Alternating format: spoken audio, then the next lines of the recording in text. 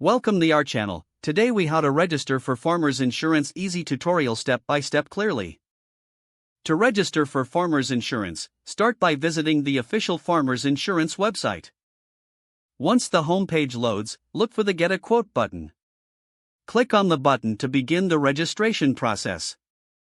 You will be prompted to select the type of insurance you are interested in, such as auto, home, or life insurance. Choose the appropriate option that fits your needs. After selecting, fill in the required personal information in the provided fields. This typically includes your name, address, and contact details. Once you've entered your information, click on the Continue button. You may be asked to provide additional details related to the type of insurance you chose. Follow the prompts and fill out the necessary fields accurately. Next, review the information you've entered to ensure everything is correct. If all information is accurate, proceed to submit your registration. After submission, you will receive a confirmation message along with next steps.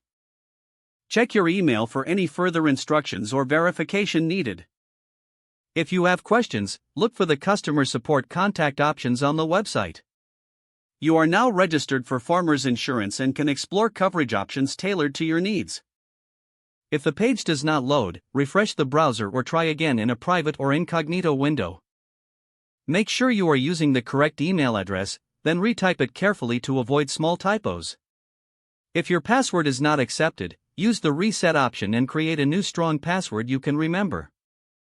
Check your spam folder for verification or security emails, then complete any requested confirmation steps. Enable two-factor authentication if available to improve account security and reduce unauthorized access risk. After signing in, review your profile details so your contact information and settings are accurate and current. If you see an error message, note it down and try again after restarting your device and internet connection.